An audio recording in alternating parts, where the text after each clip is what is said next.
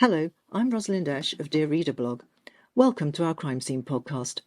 In this second part of our conversation with Graham Bartlett and David Henty, I asked about how the two of them had changed direction and embarked on new careers. We both evolved now.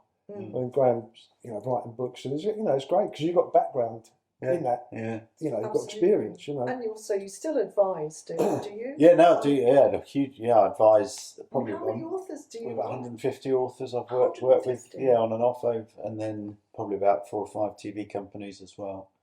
And I run courses. It exhausts me when I start rattling off because I don't really have got time to do it. But I run online courses and workshops and such like. Yeah, so And you go and you do things for teaching courses like the one Ellie Griffiths does. So Western College, and I've done Cambridge University, University of East Anglia, City University. Yeah, so quite a few, and it's all around getting authentic crime, basically, getting authentic policing and crime. Not realistic necessarily, because realistic can be dull. But making your police characters and your police scenes and the crime scenes as authentic as possible without spoiling the drama. What do you think is the difference between authentic and realistic, or? I kind of have I've got lots of mantras, but one of them is this, that every word in every sentence, in every paragraph, in every scene, in every chapter has to earn its place on the page, and authentic detail is things that serve that. Realistic is where you're kind of. So I'll give an example. You want to write about an arrest. So you come to me and you go, what happens when somebody's arrested? What happens when they go to what happens when they go to the police station? What happens after they've been booked in? And what happens, and I can take procedural stuff. Yeah, I can take them through every bit of that in a lot of detail, and it would probably take 2 hours for us to talk about that completely. If you wrote that down, that would be realistic. Authentic would be, you get the arrest. You write something to show there's been a passage of time, whether it's another scene or whether it's something within that scene, and then you're straight into interview because that's where the drama happens. But by coming to someone like me, you know what you're cutting out rather than guessing what. So people who don't understand the procedure, and there's no reason why people that have not been involved in it would understand the procedure. People that don't understand the procedure get their information from poor TV shows, American TV shows, or poor books, and you end up with ridiculous things like the detective turning up and with a gun, and then coming in and going straight into interview, and people watching the interview through two-way glass. All these things that never ever happen, and because they're guessing. But if they know, okay, well, this is what happens. This is the whole procedure. So I'm going to use this bit, this bit, and this bit because that serves the drama. That's the every word in every paragraph, every scene thing.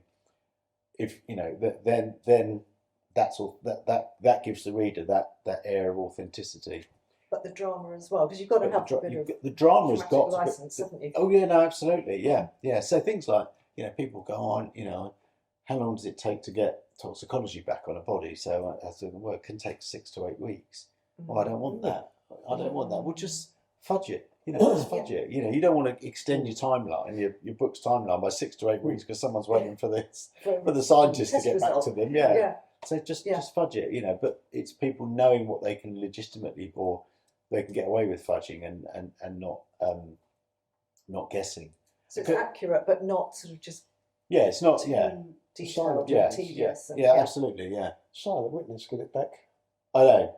Silent Witness, Line of Duty. They're great programs. No, they're good stories. Thing is, they're good stories. But I think programs like that can have their cake and eat it. I think they could go to. I don't want to be too disparaging of individual shows, but some shows, some books, they could have all of the drama they've already got, but in an authentic way. Because you'll find with those programs that people sort of caveat their love of them by going, yeah, but I don't believe it can happen that way. Mm. And you don't need to have that. You can get, you can make it realistic. Yes. Isn't that what Peter does? He really researches his books. Peter does it, yeah. And this is where I learnt it from, really, because Peter, I remember a day I was watching my lads playing cricket one evening when they were kids, and Peter phoned and he said, oh, I need to know about what happens when violent people or sexual offenders get released from prison. What's the management? There's something called the multi-agency public protection arrangements. So I could talk you through that. I guess it's a go on then. So I started walking around the boundary of the cricket pitch, just really slowly, chatting away on the phone, just making sure I didn't get the batsman's eyes. You get banned for that. So I just like chatting away, walking around, and I walked around the bat, and I must have been chatting to him for about an hour, something like that. Walking around and then stopping, and then and I took him through every fine bit of detail, and he would he's a very, very attentive listener, Peter, and you can because he asked the right questions and everything, and I remember thinking two things. I thought, God, this is going to be such a big part of the book, and then I thought, I hope it doesn't include everything because that would be quite dull. It turned out it was about half a paragraph, but he wanted that level of information so he could pick what part of that he needed for his story and his characters. So. That's where I kind of learnt that from, and I do this. I mean, I talk to people. I don't know everything that I write in my books. So I talk to a lot of experts as well, and then I just pick the bits that I want to pick. Yes. Well, Peter used to phone me when he did that book. What was my one? Picture You There Too. Yeah. That you're in. Yeah. You're a major character. Yeah. Well, he used to phone me. I'd be sitting there, doing something, and the phone would go, "Hello, David." And, I just want to pick your brains. If you're going to, and he'd go into detail about what he wants, and then, I'd spend the next half hour telling how I would do it, you give me a problem like I want to age the canvas or you want to crackle it or, there's different ways of doing it. And he wanted to know everything. Yeah, and that's a really good example because that Picture You Dead is an excellent book. Yeah. There's, Peter would say the same. There's no way he could have written that without David's input because, you wouldn't know that kind of stuff, the age of the canvas, the age in the paints, all that sort of stuff. I loved it. Do you know what? Because he's such a good, like you say, good listener, isn't he? It's my chosen subject, so I'm happy to talk about it. I'm really interested because Natanya, she just goes to sleep when I talk about mixing paints or that. But, We're doing her a favour by talking today. Let's go and do something else. You'll never guess what. It's a different thing, but I got an email the other day from I think it's Friday from this woman in Anna. Her name is Anna. Anyway, her father was an art teacher, but also a forger back in the day. Well, he's dead now, but he went on Bamber Gascoigne's. Oh yeah, and about art history, and so anyway, so he answered all the questions. He got it done really well, and they asked him to be an advisor on it to work out some questions and stuff. So he worked with them. But anyway, his paintings, I don't know if he was involved, but there's a big thing in the art newspaper. There was an exhibition from Baron so-and-so and all these different people, lent these paintings to the exhibition and it travelled all around America. They're all fakes, they're all his. And his daughter phoned me up, emailed me the other day and I phoned her. I've got a mountain of catalogues, old paints, specialist paper, canvases, frames, all his estate.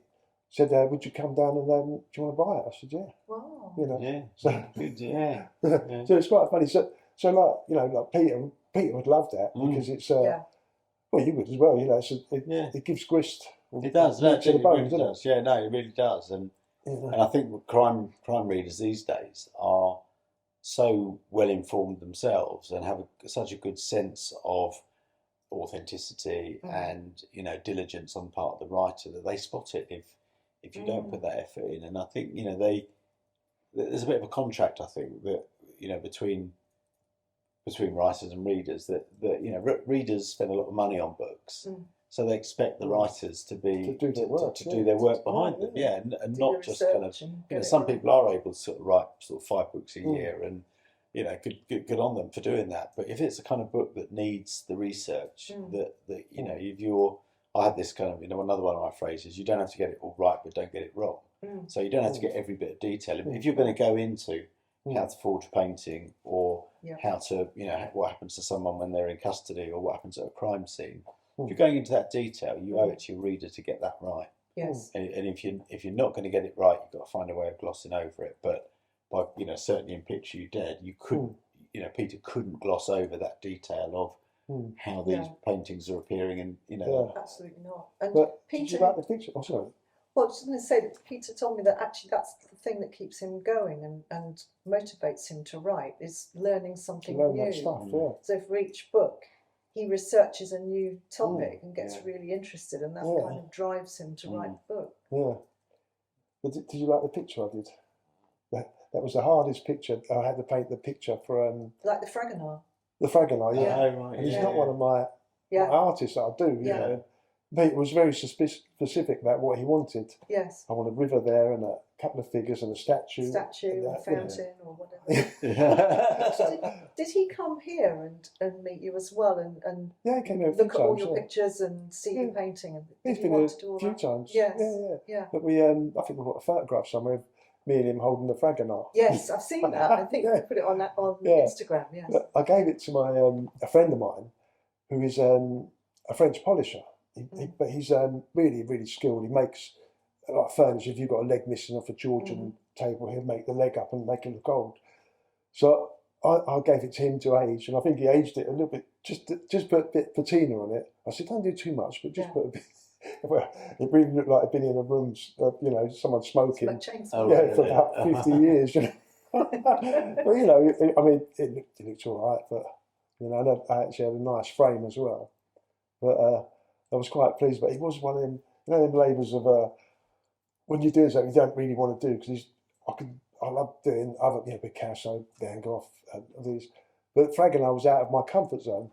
Right. So I used to come down, and Peter wanted it for I think it's for the stage play. I'm not sure what he wanted. Oh, is it? Yeah. Oh, I wondered why he wanted the picture itself. I'm not sure because I know he had it for his book launch. Yeah. And you're not that keen on Fragonard, are you? But you didn't Not tell really, Peter bit that. chocolate box. But no, so I used to come down every morning, and I used to come down and go, right, I'll just do an hour on it, just because then I'd get bored because it was so fiddly, and so it was really hard work. Yeah.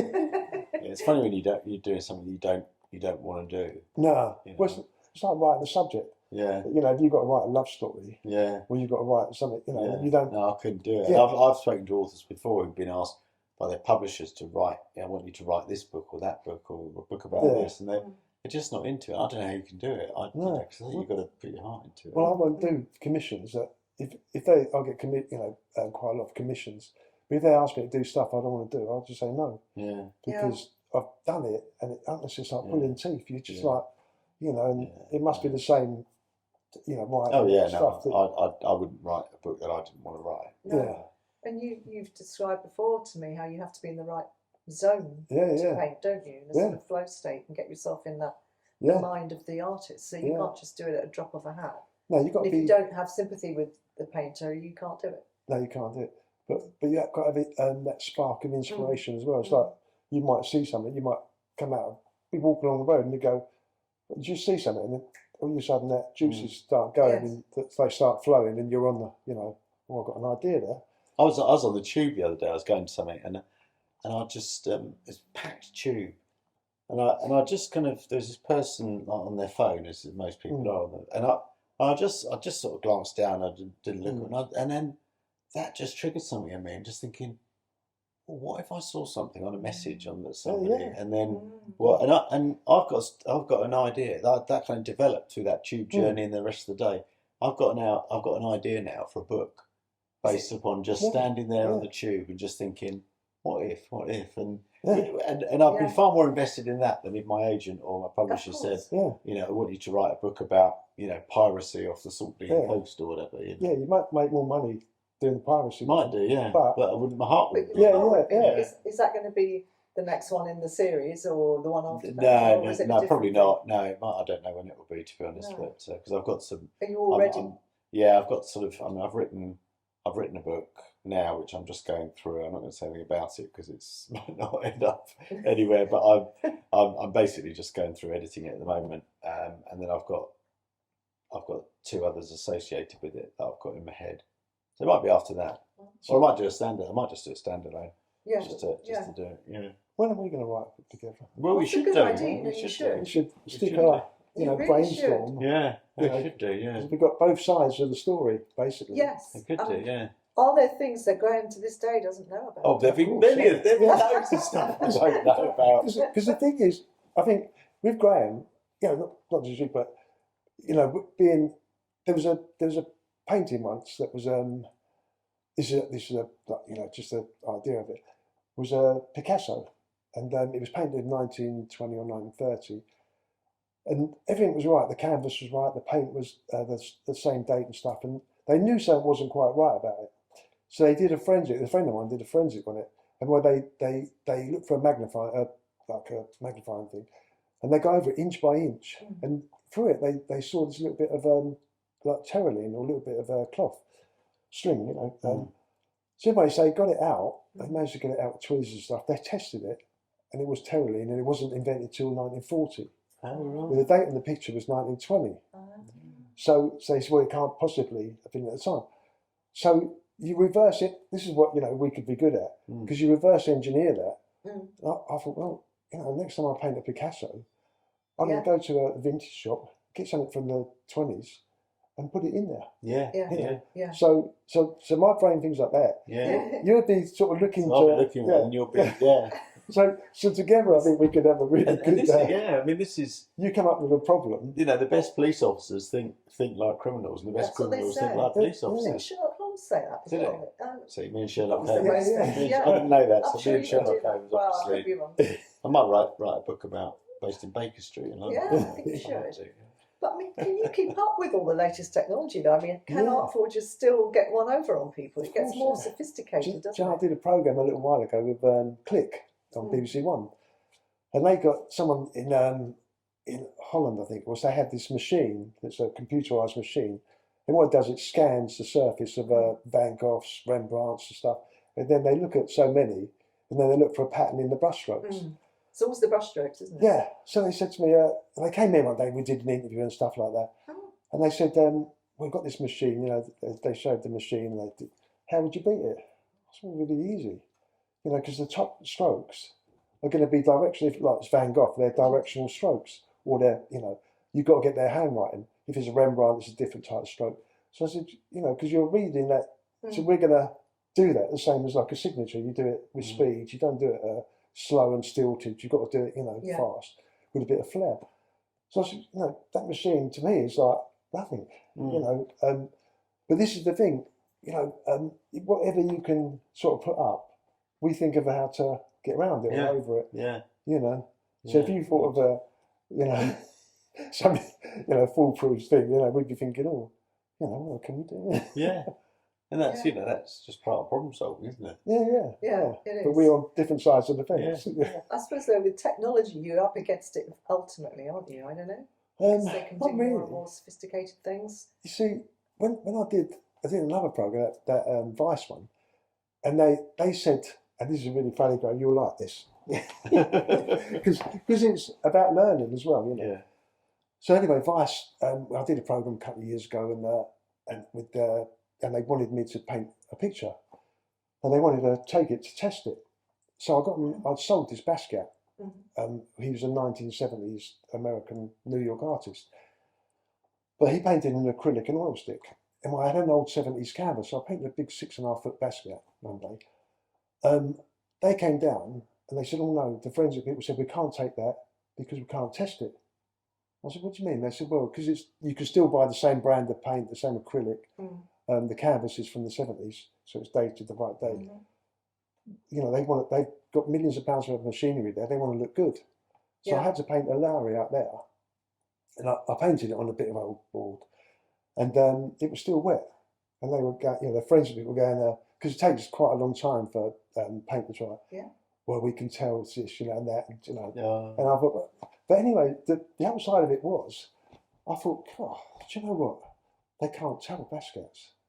So, and I've got old, canvas and stuff like that. So I was painting Basquiat's. I don't know what happened to them, but but I had this idea, Graham, that because the Basquiat's, that one there made 110 million, It was actually they got bigger size, but that one there made 110 million. And they regularly make between 30 and 50 million, the paintings. Well, I thought, how about, there's some pictures of Basquiat. He was a young black fella. Yeah. I think he died when he was 27. He was in the 27 Club. Yeah. And he had dreads and things like this. Well, a friend of mine looks just like him, except without the dreads.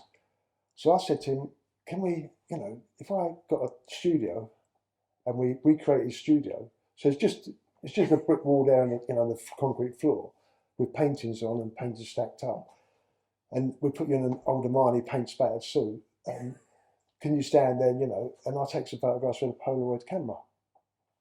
So, so this is the idea. So he said, yeah. So I thought what we'd do is, we'd take the pictures of him standing next to the paintings, looking like Basquiat, and then get that camera, the Polaroids, put them on the windowsill, let them fade a bit in the sun, and then stick them in the back of the paintings. And then, then if a third party, turned up to an auction and said, well, I've got this, from so-and-so, there's no way to tell. So entrepreneurs. Entrepreneurs. I never thought of that. Do you know why I've never done it? Because my wife said, because I thought it was great. I said to my mate, who looks like Basquiat, I said, and he said, yeah, I've got guys, down the thing, they put the dreadlocks in and the braids were there. I said, yeah, we can do it. So, then when his full face, we just want a, side view or something, made him with the paintbrush bending down to it, because he's the same sort of build as well. He's quite slight, Basquiat, and who would be able to tell they're not real? But Natania wasn't having any of it. Those moral compass. Yeah, no. I was going to say, I was counting up the money. I thought, well, if I do 5, and we can get 5 in a photograph, and stacked up against the wall, there's like 10, 15, 20, it comes to a few million, and also I don't have to sell them here. I can sell them in Dubai where there's no extradition or no or Abu Dhabi or something, or Russia. They don't get caught in any of those countries, though, do you? Oh no, not me. No, I'm not doing it for you. So I was going to ask you about this, about what made you go straight in the end. Was it Natania? Yeah. Well, I think I'd had enough. I didn't want to go back in prison again. Because it's such a waste of life. You can't believe. And it's so noisy. It's so it's a real sort of. You've got to be on your guard all the time. There was people getting stabbed, and it's not a nice environment. I wouldn't wish it. It's just a very, very hard environment. You've always got to be on your guard and stuff. And the noise was terrible. I still suffer from, if next door is a musician, if he's making noise, I think he's doing it on purpose, But I still suffer with that because of the prison. It was so loud, and everyone had their music up as loud as it can go, and it's just like a lot of noise, cacophony of noise. So I still suffer, in some ways. If I watch a program on TV, there was a program about Strange Ways or a couple of other prisons, the Whitemore, I think it was, and I watched one of them. I had nightmares. Did you? Yeah. So it's still there. So that was part of it. I didn't want to do, but then you also had to balance it. And I didn't know how to do anything else.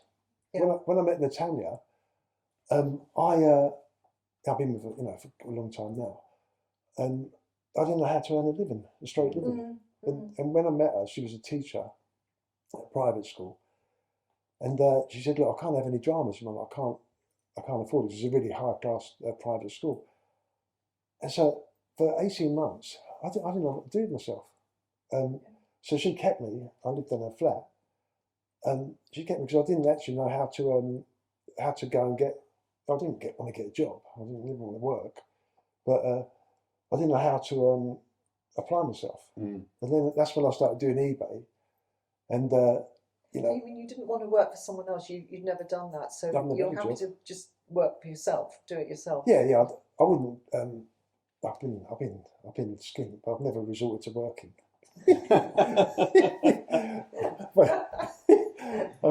I mean, the lowest of the low, isn't it? But no, I didn't know how to. I've done stuff for myself, so I wouldn't. I'm not the type of person to go and work with someone because I probably haven't got the temperament.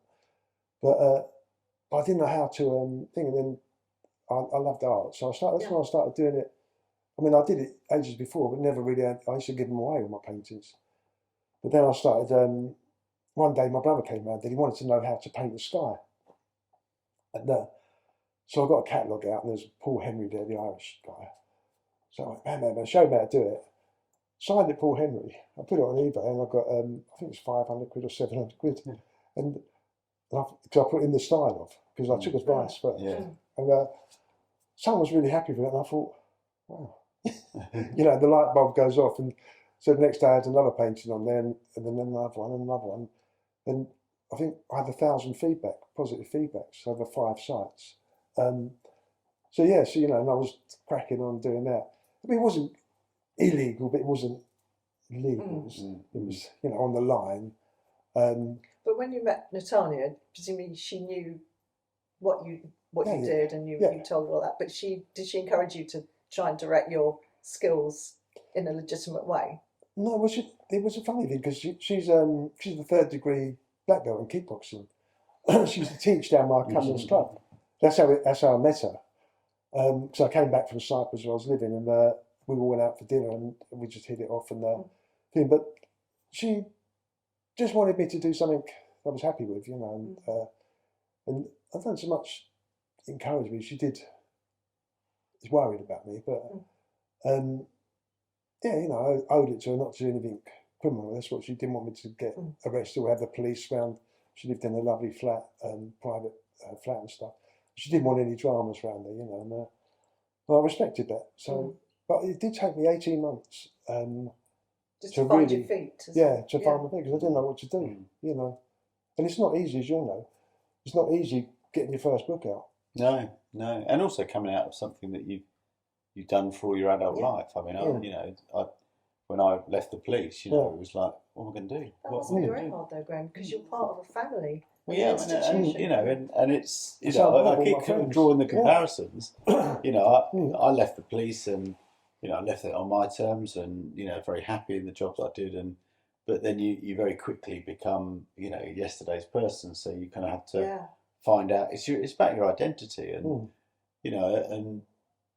So just kind of moving on, particularly sort of later in life, is I'm sort of, daunting. Not looking for any sympathy or anything like that, but it's just it is daunting, and it must be the same if you suddenly go straight, or you decide to go straight when all of your network is trying to pull you in a different direction. Yeah. Well, all my friends were of that persuasion, so and so every time I'd go out for breakfast with my friends, there'd be a deal on the table, and I had to say no. Yes. And which I was good at, because I did say no, and and I know that it's short term, and we talked about this before, didn't we, off camera. We're not in. I wanted something long term. I didn't want something short term. And like yourself, so you had to write your book, your first book, and I had to do my first painting. Once I found my feet. Yes. And the funny thing was, I was doing eBay for about 5 years. I can't tell you how much money I was getting, but I was getting a lot. Because the tax man. They'll be after you. Yeah, but what happened was when I lost that site, when the eBay came on, and I lost that, I lost, again, you're in that, because I'm thinking, it's great, I'll buy a canvas, paint a picture on it, sell it, I was flying, and, I was earning a lot of money, and then it all stopped overnight again, and you think, what do I do now? Yeah. So you're confronted by it. So I had to do it, probably like you've had to go out and push your book. Yeah. I was lucky. I got a letter from a guy because I was exposed by the the Sunday Telegraph. I got a letter from a guy who must have read it in Ireland, and he said, "How much to paint these two or three paintings?" So, but really nice letter.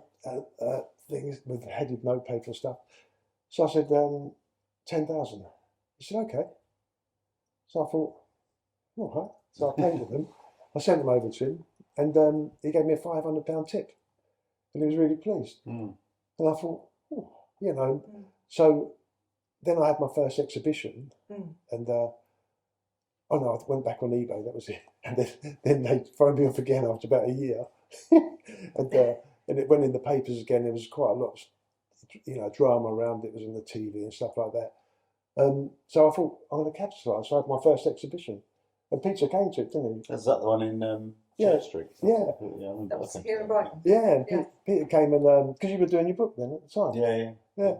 That's how I've met Peter, and so Peter came and opened it. He came with Lara in his chauffeur-driven car, and we had quite a lot of people there. I had two camera crews there, but we had crime scene tape across the door. And Peter got the crime scene tape. Oh, good for him. So yeah, but it's to reinvent yourself.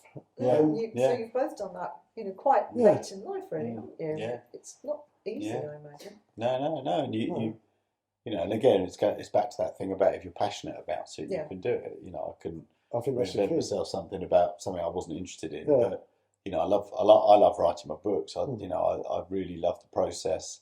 I don't mind the publicity stuff either. Some people don't like it, but I don't mind. So, but you have to realise that if you're not going to do it, no one else is going to do it for you. So you have to people want to hear from the author and hear from the painter themselves.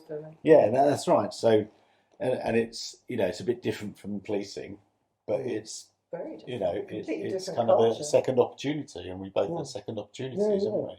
Very different culture, though, isn't it? I remember talking to you about that, and you were laughing about how you had to learn that things in the publishing world were a lot slower. Oh yeah, than in the incredibly. police world. It's just. I was chatting with David Henty, my agent, on Friday, and I was saying that when I was in the police, I didn't know everything about the police because it's too big to know everything about, but I kind of knew what made it tick. I knew how things worked. I knew where everything kind of sat, and I've been working as a writer now for about 8 years since I had my first book out.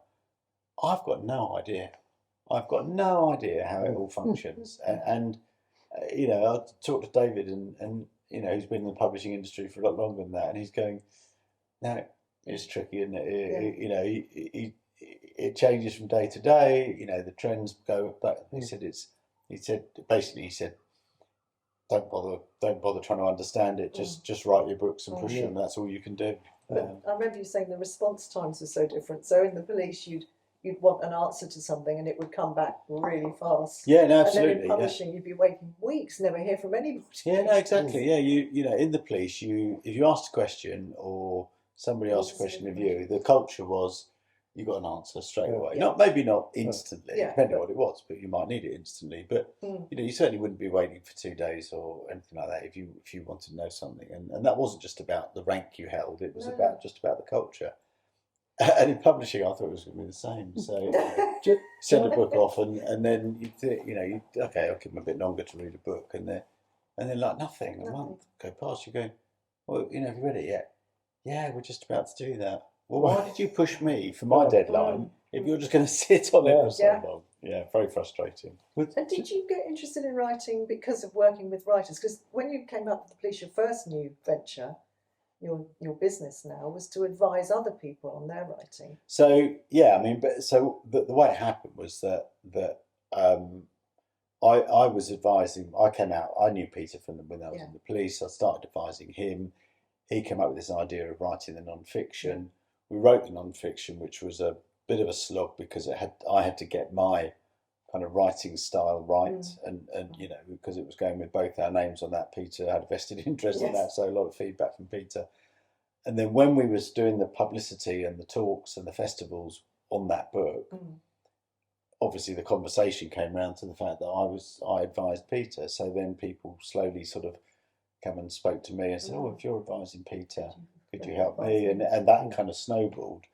At the same time as I found a love of writing and an ability to write, so they both kind of sides sort of grew at the same time, and then so we wrote the second non-fiction, and then I decided I wanted to write fiction, so I spoke to Peter about that, and he helped me, and then really sort of taken it on a roll since then. So but it was voice. But it was it was a kind of I mean, it was completely accidental. I mean, I think you said earlier, David, that you had that talent from a young age. Yeah. I suppose I must have had the talent. You but hold it it was, in. I never knew it until You're both Peter gave me creative, that but you didn't know. opportunity, and I thought, actually, I can tell a story, and I can create, imagery, and I can sort of invent characters that people are going to find, Care compelling about. and Yes. care about them. Yeah. And you've written a book as well, David. I mean, is that a one-off? Because I know art and painting is your thing. I mean, do you envisage writing another book? Some of the books are forgery. Actually, what happened was a friend of mine, he's professor of Caravaggio. He does Caravaggio. Was that David Forrest? David Forrest. Australia? Yeah. And we talk. He lives in Australia, but he's Scottish. Anyway, he writes and stuff like that, and he's an authority on Caravaggio, which is my favourite subject. So we were talking for a few years, and then we got to the idea of writing a book. So he ghostwrote it, and I provided some of the story. Yeah.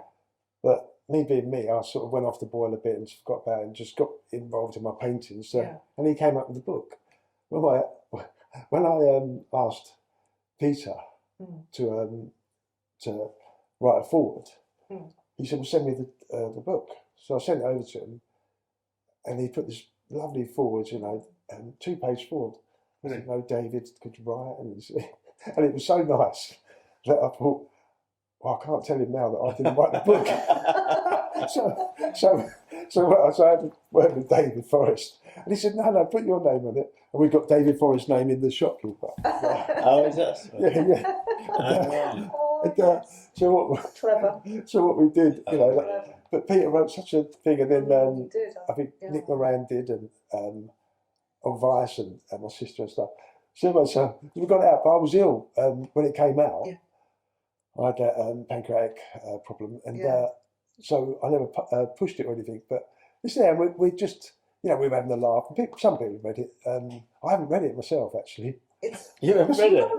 You're joking. No, do you know what? Someone said to me the Not other only did day. he not write it, he hasn't read it. Someone said, I'm just really terrible at reading books. Peter's book, when he used to send me the chapters, I used to read it in the bath because I just haven't got the patience to read a book. Picture Your Dad?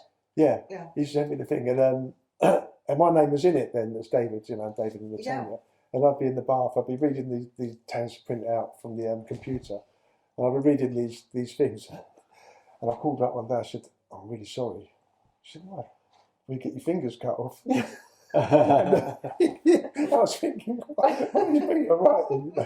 But that's as far as I got. I never read the thing, and I've never read that either. I mean, he captures you really well, doesn't he, in Picture Your Dad? Oh God, yeah. It's absolutely brilliant. And there's a murder. Isn't there a murder or body that's found just down the road here as well? Yeah. In the I drive. was parking up today. I was thinking, oh God, yeah, I forgot about them.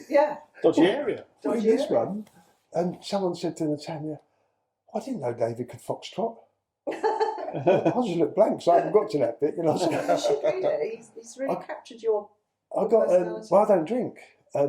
So I know in there, the first thing my cousin said was, "You're in a pub, you don't run a pub, you don't drink pints." It's dramatic license. Yeah. But no, I've listened to them on headphones if I do listen. Yeah. I haven't got that sort of attention span. I sort of listen to the chapter and then I'll put it down. I won't listen to it again. Your concentration is when you're painting, isn't it? I do. This is what I like, and I think because it's really difficult to do multitask. With men. Yeah, no, it is. It is. I mean, it's interesting. I'm just editing my next book at the moment, and when I'm writing, I have to have music on. When I'm editing, stone silence. Need to be absolutely with every word and every paragraph, and because I can't multitask. I was editing at home today, and my wife just asked me a question. I was like, what? I've got to think about that question now. I'm editing this book. You say about audio books, so I love an audio book. Yes. My poor dog. When I've got a good audio book, my poor dog's legs absolutely wear out. Because I listen to audio books when I'm walking the dog, if I'm exercising or driving.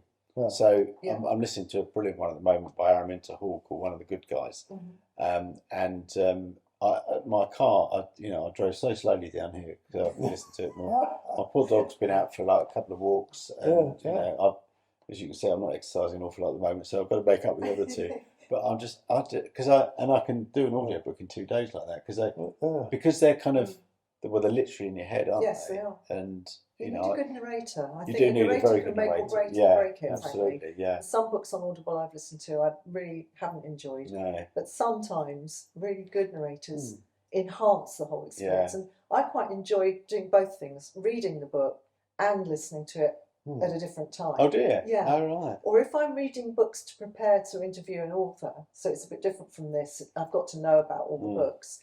I'll start by reading them on the page because I like that best. But if I've got to go out for a walk or do something, I'll continue it on Audible as I'm out.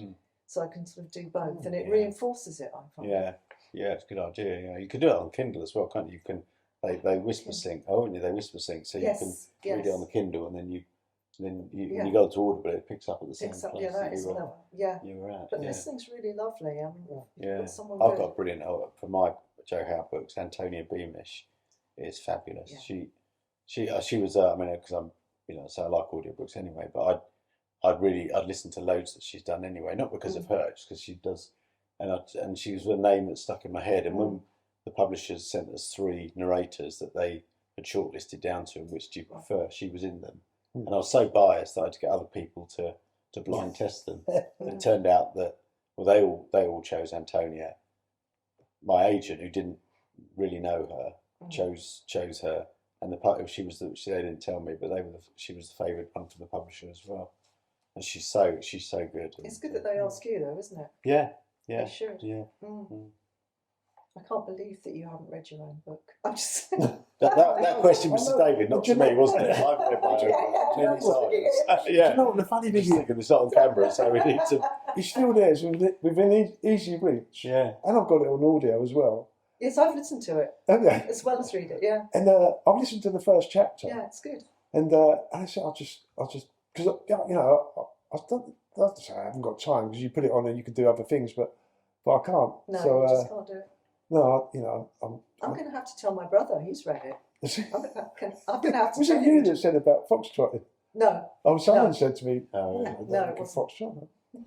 Can I?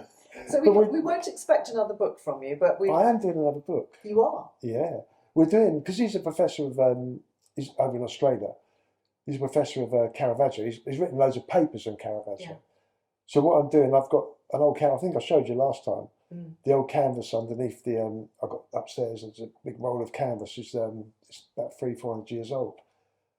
Well, I'm going to clean it, I'll strip it back, then put lead white over it. This is a forensic tip.